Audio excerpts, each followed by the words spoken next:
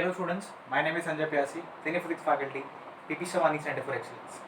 अब तक हम जो है सो सर्किट थियरी की बात कर रहे थे। हम सर्किट थियरी के अंदर काफ़ी लेक्चर्स पढ़ चुके हैं, 3 से 4 लेक्चर हमने सर्किट थियरी पर दिए। डिफरेंट टाइप्स ऑफ सर्किट्स को हमने सॉल्व किया, बहुत ही कॉम्प्लेक्स सर्किट्स थे। करंट कहीं कहीं जा रहा था, कहीं नहीं जा रहा था, कैसे अलग अलग पार्ट अपन ने सॉल्व करने के बाद हम इस कंक्लूजन में पहुंचे कि किस तरीके से एक डिफिकल्ट सवाल को सॉल्व किया जाता है। ठीक है बच्चों, अगला हमारा टॉपिक है किरचॉफ्स वोल्टेज लॉ। क्या है? KVL, KCL, Kirchhoff's voltage law, फिर किरचॉफ्स करंट लॉ।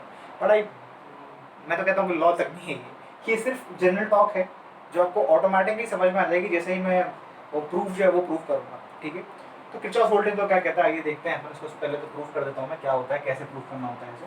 मान लेते हैं एक सर्किट है कुछ ऐसे। ठीक है,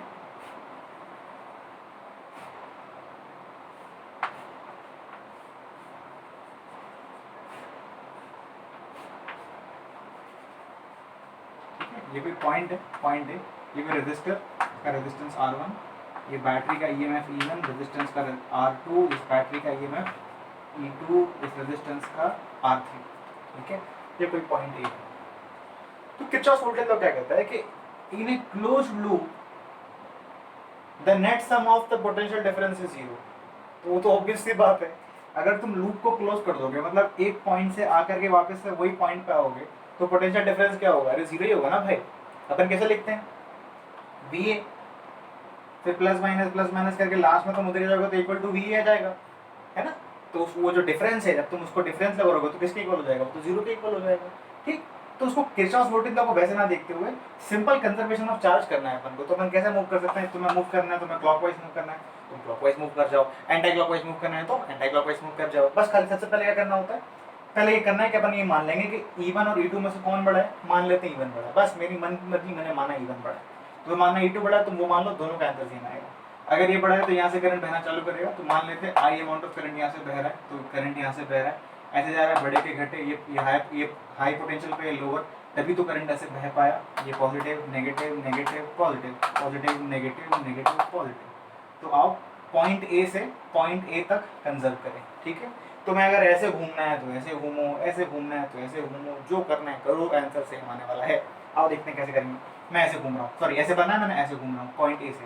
आगे जाते हैं अपन। ठीक, आगे जाएंगे। करंट कैसे बह रहा है? करंट ऐसे बह रहा है, करंट ऐसे आ रहा है ना, इस डायरेक्शन में करंट आ रहा है, हम ऐसे जा रहे हैं, तो बड़े के घटे हम बढ़ गए, तो क्या कर देंगे अपन? I इंटू, सबसे पहले तो VA पोटेंशियल, ए पॉइंट पे कितना पोटेंशियल VA, आगे बड़े के घटे बड़े, कितना बड़े, प्लस I R1। आओ आगे जाए, बड़े के घटे घट गए, कितना घट गए? Minus epsilon 1। नीचे जाते हैं, बड़े के घटे बढ़ गए, कितना बढ़े? हम बढ़ गए प्लस IR2। आओ यहाँ पे बड़े के घटे घटे, कितना घटे? Minus epsilon 2। यहाँ पे बड़े के घटे बड़े, कितना घटे? Plus IR3। ये किसके इक्वल हो जाएगा? VA के, है ना। तो अपन क्या लिख सकते हैं?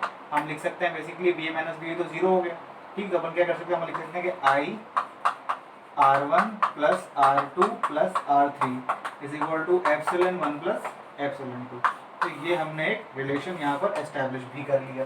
ठीक है, तो इस हिसाब से क्वेश्चन सॉल्व हो गया। IR1 plus R2। अब आप बताओ इसमें क्या है? किरचॉफ्स वोल्टेज लॉ, है ना, किरचॉफ्स करंट लॉ। इसमें कोई लॉ वो नहीं है, ये सिर्फ बेसिक्स है, ये जनरल टॉक है जो हमें ऑलरेडी आता है। ठीक है, बस खाली हम इसको नाम से पढ़ रहे हैं। किताब में ऐसे बहुत भारी बना देते हैं कि किरचॉफ्स वोल्टेज लॉ। हाँ, आपने सर्किट थ्योरी अगर नहीं पढ़ी होती, हमने कितने सारे क्वेश्चंस किए, अगर आपने वो सारे क्वेश्चंस नहीं किए होते तो आपको लगता कि हाँ यार ये लॉ तो मस्त है, पर आपने तो पढ़ ली। इतने सारे क्वेश्चन किए हमने, कम से कम 30 से 35 क्वेश्चन किए। उसके बाद आपको ऑब्वियस सी बात है, आपको ऐसा लगेगा ये तो बड़ा आसान है। ठीक है, वो है भी आसान। बस ये हो गया हमारा लॉ खत्म। ये था बच्चों हमारा बेसिकली किरचॉफ्स वोल्टेज लॉ। ठीक है, इसको आप नोट कर लो। ये सिर्फ कंजर्वेशन ऑफ चार्ज है, चार्ज को कंजर्व कर दिया है, बस चार्ज कहीं जाएगा नहीं, वो उधर ही रहेगा, हमने कंजर्व कर दिया। ऐसे ही किरचॉफ्स करंट लॉ भी होता है। क्या कहता है वो ऐसा कुछ होता है कि मान लो इस वायर में 3 एम्पियर आ रहा है, इसमें 4 आ रहा है, तो इसमें कितना जाएगा? इसमें 7 ही जाएगा, है ना। I1 plus I2 is equal to I3। ये किरचॉफ्स करंट लॉ है। ये भी कोई खास लॉ नहीं है, दोनों ही एकदम बेसिक से लॉज हैं जो हम ऑलरेडी सिर्फ और सिर्फ सर्किट थियरी के न्यूमेरिकल्स में, जो हमने उसके बहुत सारे न्यूमेरिकल्स करे, वो अगर हमने देख लिया है, तो इसको हम कोई लॉ बना के, बड़ा ब्रैकेट बना के इस पर मतलब वाह ही नहीं करेंगे इसकी। These are just simple mathematics, simple general talk जो हम ऑलरेडी कर चुके हैं। इसको आप नोट करो। हम आगे बढ़ते हैं सीरीज और पैरेलल कॉम्बिनेशन ऑफ रेजिस्टर्स की तरफ। ठीक है, प्लीज नोट इट डाउन। अगला टॉपिक क्या है? जैसे कि मैंने कहा बच्चों, series combination of resistors. Resistors का सीरीज कॉम्बिनेशन, है ना। तो मैं नेक्स्ट टॉपिक लिख दे रहा हूँ बोर्ड पे, वो है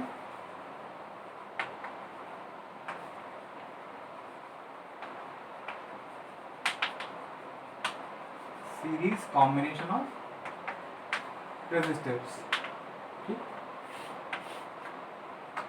सीरीज कॉम्बिनेशन यानी कि किस प्रकार का, कुछ इस प्रकार से।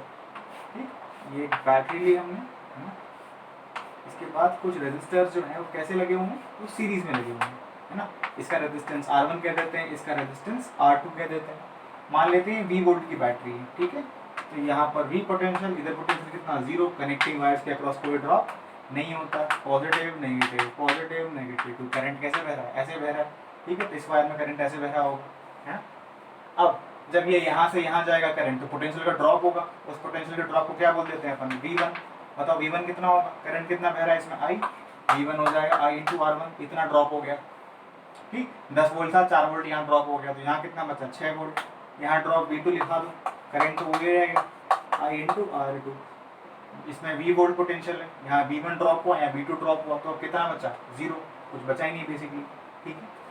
तो ऐसे अपन इसको लिख सकते हैं, टोटल पोटेंशियल कितना होगा, V1 प्लस V2 कितना, I into R1 plus R2, है ना। ये एक सिंपल सी बात है कि अगर आपको ऐसा नहीं लिखना तो आप क्या करो, आप ऐसे लिख लो इसको, यहाँ से यहाँ के लिए इक्वेशन लगा दो। कैसे, जैसे कि यहाँ पर कितना पोटेंशियल है V, तो अपन लिख देंगे V बड़े के घटे घटे, तो कितना, माइनस IR1, यहाँ पर minus IR2 is equal to कितना है बच्चों, यहाँ पर 0 है।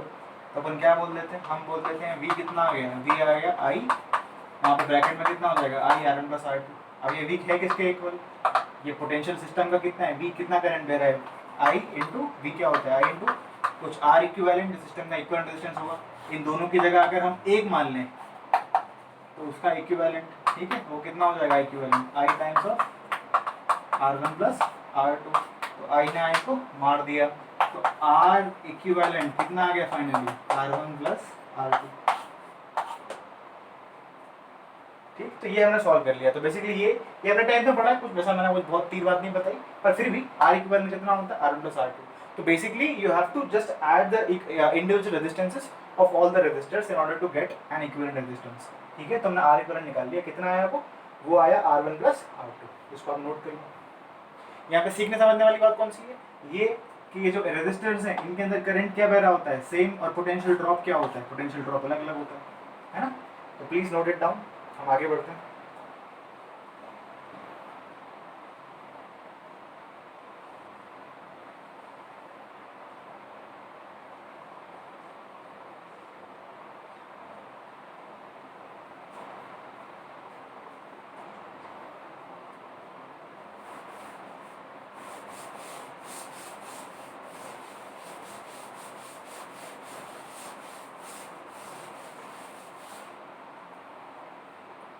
क्वेश्चन हो जाए सिंपल सा,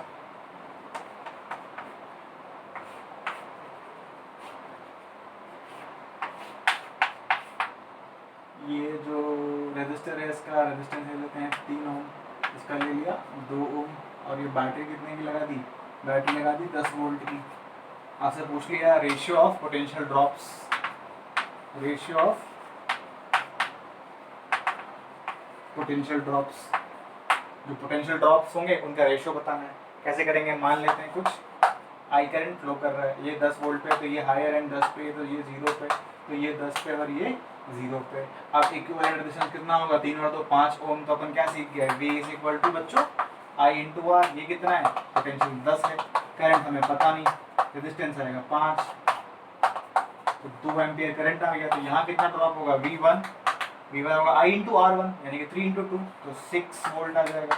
वहाँ कितना ड्रॉप होगा बच्चों, 2 टू 4 वोल्ट ड्रॉप आ जाएगा। तो V1/V2 कितना आ जाएगा, 6/4 यानी कि 3/2। तो ये अपन ने सॉल्व कर लिया, है ना।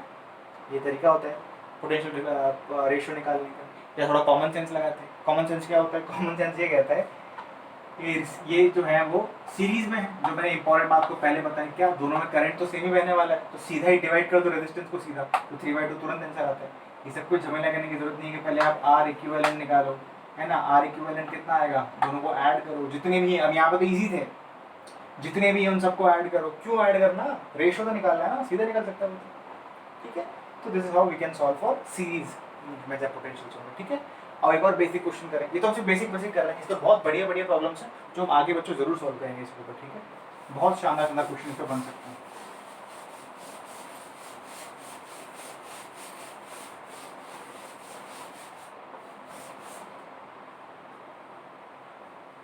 तो अगला टॉपिक क्या है बच्चों?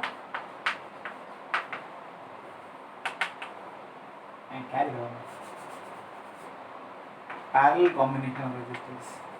क्या है अगला?